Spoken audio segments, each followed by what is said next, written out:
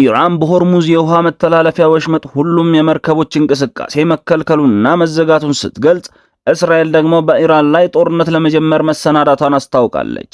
አሜሪካን በኢራን ላይ የበረታ ጥቃቷን አጠናክራ መቀጠሏ ተሰምቷል። ኢራንም አሜሪካ በኒውክሌር ኃይል ስፍራዋ ላይ ለፈጸመችባት ጥቃት የከፋ በቀሏን ለመስጠት ምላ መዘጋጀቷ ተነግሯል። በዚያ ሁሉም ምስቅልቅል አባዜ ውስጥ ያለው የነዳጅ ዘይት ደግሞ ዋጋው ጨምሯል።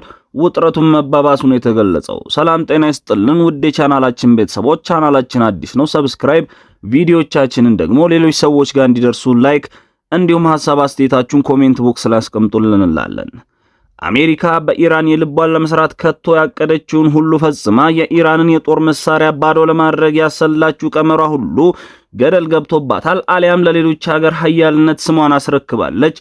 አሜሪካ ለጥቃት ወደ መካከለኛው ምስራቅና የባህረ ሰላጤው ቀጠና ሀገራት ያሰማራቻቸው ወታደሮች ተገለውባታልና ታዲያም አሜሪካ ለነዚያ በኢራን ጥቃት ለተገደሉባት ወታደሮቿ የደም በቀል ባለችው ጥቃቷ ኢራንን መሸነጋ በያዘችው የጦር መሳሪያ ሁሉ ተደበድባት ትይዛለች። ትራምፕ የዛን የጦር ኃይላቸውን ብርቱ ጥቃት ሲገልጹም በዮርዳኖስና በኢራን ለተገደሉብን ወታደሮቻችን በቀል ነው ብለዋል። ግን ደግሞ እስከ መቼ?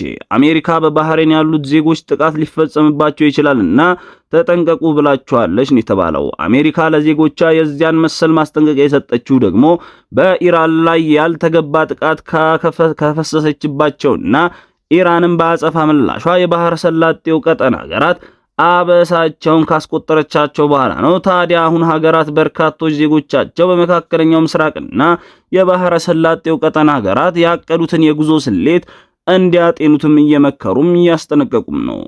ባህሬንና ኩዌት በኢራን በሚሳኤልና በድሮን እየተገረፉ ነው። ከዋሽንግተን ደግሞ ዛሬ በተሰማው ዜና ደግሞ አሜሪካ ሁሉንም ችግር በዲፕሎማሲያዊ መንገድ ለመፍታት ትጋት እያሳየች ነው። የአሜሪካው የውጭ ጉዳይ ሚኒስትር ማርክ ሩቢዮ ባወጣው መግለጫ ከኢራን ጋር ላለው ብርቱ ጦርነት ዛሬም ዲፕሎማሲያዊ ተመራጭ መፍትሄ ነው ሲሉ ከዚህ ቀደም እንደተለመደው ኢራንን ማባበያ መስጫ መግለጫ አውጥተዋል። በመሰረቱ ምንስ ምርጫ ሊኖራቸው አሜሪካ አገላለሁ ሲሉ መሞት እንዳለ ከእርሷ በላይ ሊናገረው የሚችለው የለም ይሏታል።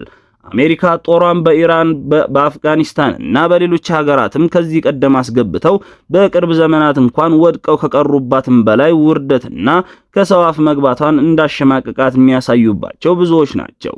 ዛሬ ደግሞ የአሜሪካ በጦር ኃይሏ ክንድ ኢራንን ለማንበርከክ ስሌት ብትቀምርም ነገሩ ከዚህ ቀደም እንዳለው ጠንክሮባታል ይላሉ። እናም ዲፕሎማሲውም ሆነ ጦር ሜዳውም ለአሜሪካ አመራር ዳገት የሆነባት እንፈታለን ያሉትንም ችግር ኢራን በቀላሉ ያሰቡትን ቀመር ቀድማ ተረድታ ሁሉንም ባለበት ስታቆየው አሜሪካና እስራኤል በምንም በቃላቸው እንደማታምናቸውንም ትገልጻለች። የኢራን አብዮታዊ ዘብ ኃይል IRGC ባወጣው መግለጫ ደግሞ በአሜሪካና በኢራን መካከል ካለው ጦርነት አንጻር በሆርሙዝ የውሃ መተላለፊያ ወሽመጥ የሚተላለፉ መርከቦች ጨርሰው ይቆሙ ዘንድ ነው መግለጫው ያወጣው ያስጠነቅቀው። ያንን ተከትሎ የነዳጅ ዘይት ዋጋ በበርሜል $90 በላይ መውጣቱ ነው የተሰማው። ሆርሙዝ የውሃ መተላለፊያ ወሽመጥ የሚተላለፉ መርከቦች ሙሉ በሙሉ እንቅስቃሴያቸውን ከትናንትና ሰኞ ጀምሮ ማቆማቸውን የተገለጸው። አሜሪካ በኢራን ላይ ጥቃቷ ተጠናክሮ ቀጥሏል። ኢራንም በበኩሏ ምላሿ አስከፊ ሆኗል ነው የሚባለው። መሃል ቤት ያሉት የባህረ ሰላጤውና የመካከለኛው ምስራቅ ቀጠና ሀገራት ዳኛም ሽማግሌም ጦርም በማይፈታው ቋጠሮ ተተብትበውና ለቅሷቸው ቀን ከቀን በርትቷል ይሏቸዋል። ኢራን በተሰማባት ሌላ ዜና ደግሞ ትላንት ምዕራባዊ ክፍሏን ከባድ የተባለ ርዕደ መሬት መቷታል ነው የተባለው። በርዕደ መሬት መጠን መለኪያው ደግሞ 5.5 ማግኒቲዩድ ይደርሳል ነው የተባለው። ይሁንና የኢራን ሹማምንትና የአደጋውን ሁኔታ እያጣሩትና እየተከታተሉት መሆኑ የተገለጠው። ከዚያ ውጭ ግን ይህንን ዘገባ እስካነሳውበት ጊዜ ወጣ ሌላ መረጃ አልተገኘም።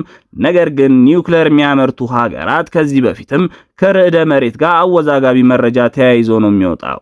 የአሜሪካው ፕሬዝዳንት ዶናልድ ትራምፕ በበኩላቸው ኢራንን ደጋግመው ሊመቷት ምለው ተገዝተዋል።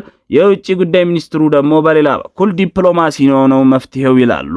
አሜሪካና እስራኤል አሁን ላይ ኢራንን እንደበፊቱ ማዕቀብ የበዛባት ኢራን አድርገው እንደማይመለከቷም ኢራን ማስመስከሯ ግልጽ ነው። በየትኛውም መልኩ ኢራን እስራኤልና አሜሪካን እንደማያምናት የሚባለው ትራምፕ የዓለም ዋንጫ ፍጻሜ ጨዋታ ተከታትለው ወደ ዋሽንግተን በተመለሱ በማግስቱ ትላንት በሰጡት ማብራሪያቸው ኢራንን እናሳያታለን፣ ደንዳናና ጠንካራ ክንዳችንን ትቀምሳለች ሲሉ ፎክረዋል። ሌሊቱን ግን ለ9ኛ ጊዜ ሌሊት ሲያሽቆጠቆጧት አድረዋል ነው የተባለው። በማግስቱም ሸሚዛቸውን ጠቅልለውላታል።